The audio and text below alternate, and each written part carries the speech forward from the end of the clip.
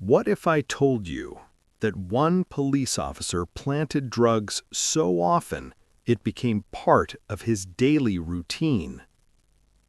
Detective Marcus Hale had a reputation. In his city, if Hale pulled you over, your chances of walking away clean were almost zero. Every arrest looked perfect on paper. Drugs found, suspect confessed, case closed. What no one saw was the small plastic bag hidden inside Hale's jacket. A rotating supply of narcotics seized years earlier and never logged into evidence. He planted them in glove compartments, under seats, inside backpacks, and the system rewarded him for it. Promotions, praise, statistics that made commanders look good. At home, Hale was a father, strict, disciplined. He taught his teenage son, Ethan, to respect the badge above all else. Ethan believed his father was a hero. But one routine night shift, Marcus Hale trained a new generation of officers and unknowingly taught them how to destroy his own family. Planting evidence didn't start as a crime. It started as a shortcut. Marcus Hale justified it easily. He'd say, "Bad guys get caught eventually, so why wait?" Internal affairs complaints stacked up quietly. Missing evidence logs, inconsistent body cam footage, suspects claiming drugs weren't theirs. Every complaint died the same way. Lack of proof, officer credibility, case dismissed. Hale trained rookies personally. He docked them where cameras didn't point, how to write reports that couldn't be challenged, which judges never questioned narcotics arrests. The department didn't just tolerate it, they depended on it. Drug arrests meant federal funding. Funding meant promotions. Promotions meant silence. At home, Ethan Hale was 17, honor roll student, no record, no drugs, no trouble. And on the night everything changed, Ethan borrowed his father's car. Marcus Hale kissed his son goodnight, never imagining that the system he built was about to turn on him. The stop lasted less than 3 minutes. Red and blue lights. A calm voice through a loudspeaker. "Driver, keep your hands visible." Ethan did everything right. License ready. No sudden movements. Respectful tone. The officer was young, confident, and trained by Marcus Hale himself. Body cam footage would later show the moment clearly, the officer leaning into the car, his hand disappearing briefly near the center console. Seconds later, the words every innocent person fears. "Step out of the vehicle, we found something." A small bag of narcotics, placed perfectly, documented flawlessly. Ethan laughed in disbelief. Then he cried. Then he begged them to call his father. When the officer heard the name Detective Marcus Hale, his expression changed. But the arrest continued. Because the method worked on everyone, even the man who invented it. Marcus Hale was finishing paperwork when his phone rang. He recognized the number immediately. County Holding. The voice on the line was shaky. "Sir, your son has been arrested on possession charges." Hale laughed, then stopped. He demanded details, vehicle search, evidence location, report wording. Each answer hit him harder than the last. The phrasing, the procedure, the exact technique. It was his playbook. At the station, Ethan sat in a holding cell, terrified, confused, betrayed. Marcus stared at the evidence bag through the glass. He knew where it came from. He knew it wasn't Ethan's. For the first time in his career, the system didn't protect him. It followed the rules. And Marcus Hale realized something horrifying.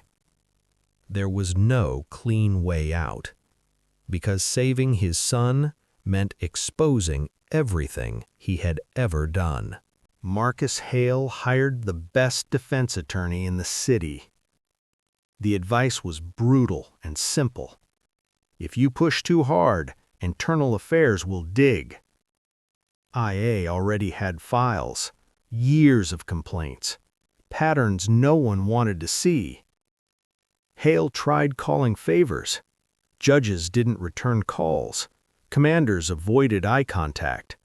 His badge had power, but it also left fingerprints. Ethan faced real charges, real prison time, based on fake evidence. Every trick Hale once used against strangers now worked perfectly against his own son. At night, Hale replayed faces from old arrests, men he framed, lives he shattered, and for the first time, guilt replaced confidence. Because the truth was unavoidable. To save Ethan, Marcus Hale would have to destroy the department and himself. Internal Affairs didn't open investigations loudly. They opened them quietly. A missing evidence log here, a sealed body cam file there. Patterns began to form. Marcus Hale noticed immediately. IA officers stopped making eye contact. Emails went unanswered. Meetings were postponed. Meanwhile, Ethan's case moved forward fast. Prosecutors saw a clean arrest.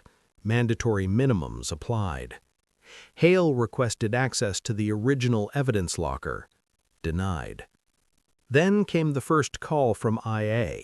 Not an accusation, an informal interview. They asked about his arrest statistics, his training methods, why so many of his cases involved identical search procedures. Hale answered smoothly, too smoothly. What he didn't know was this. IA had already subpoenaed records from officers he trained, and some of them were cracking. Officer Daniel Cruz was 24, 2 years on the force, one mistake away from prison.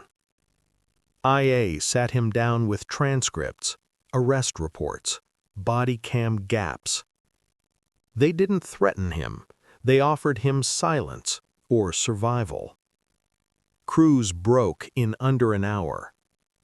He described Hale's training sessions, where to stand, when to turn off cameras, how to find drugs. He even described the bags, size, color, packaging. Everything matched. IA now had corroboration, not allegations, confessions. That night, Ethan asked his father a question he couldn't answer. "Dad, how many people did you do this to?" Marcus Hale finally understood the weight of the system he built. And it was about to collapse. Cases tied to Marcus Hale were quietly reviewed. 1 turned into 5. 5 became 20. 20 became hundreds. Drug quantities didn't match lab logs. Photos reused angles. Timestamps overlapped. Judges were notified. Prosecutors panicked. Public defenders filed emergency motions. Inmates demanded reviews. Families demanded answers. Ethan's attorney filed a motion to suppress evidence based on systemic corruption. For the first time, Ethan had hope. Marcus Hale watched the news footage alone. Faces of men he once framed now flashed across the screen. And he realized something worse than prison awaited him. Exposure. Because when the truth came out, it wouldn't just destroy his career. It would rewrite the city's justice system. Marcus Hale was arrested at 6:12 a.m. Same knock, same command voice, same cuffs. Neighbors watched as the hero cop was walked out in silence. Charges were read carefully. Evidence tampering, civil rights violations, conspiracy.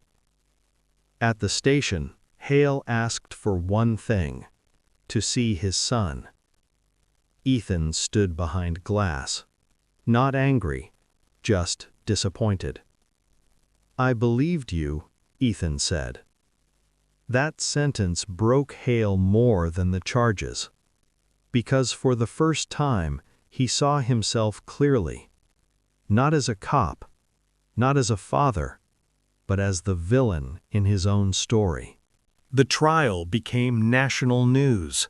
Former inmates testified, officers testified, experts dissected patterns. Every planted bag followed the same script. Prosecutors played body cam footage frame by frame. Marcus Hale didn't testify. Ethan's case was dismissed publicly. The judge cited irreparable misconduct. Applause broke out in the courtroom.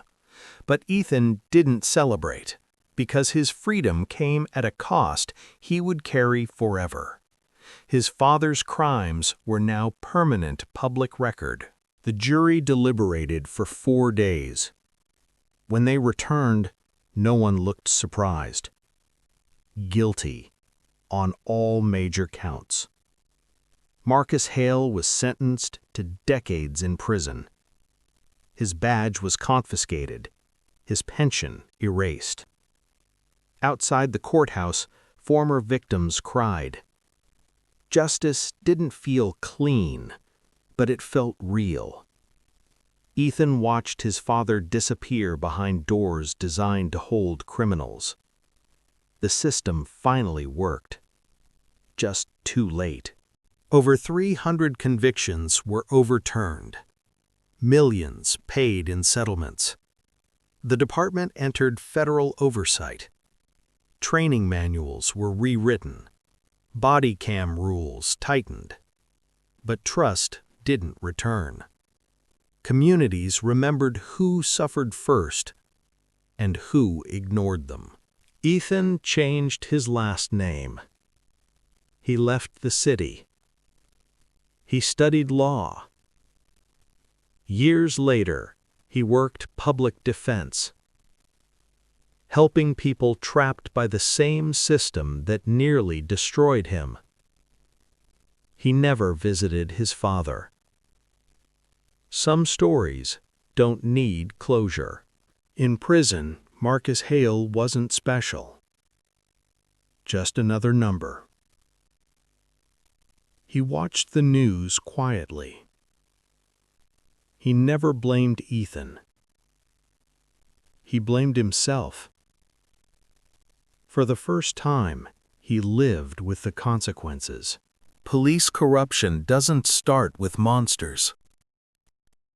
It starts with shortcuts, silence, rewarded misconduct. Marcus Hale planted drugs daily until the system he built destroyed his own blood. And that's the truth people forget. When justice is fake, no one is safe. Not even the ones wearing the badge. If this story resonated with you, share it with someone who needs to hear it. Let's start the conversations that matter, the ones that lead to real change. And if you'd like more stories that challenge us, inspire us, and remind us of what we're capable of when we stand for what's right, subscribe to the channel. Your support helps bring more stories like this to light.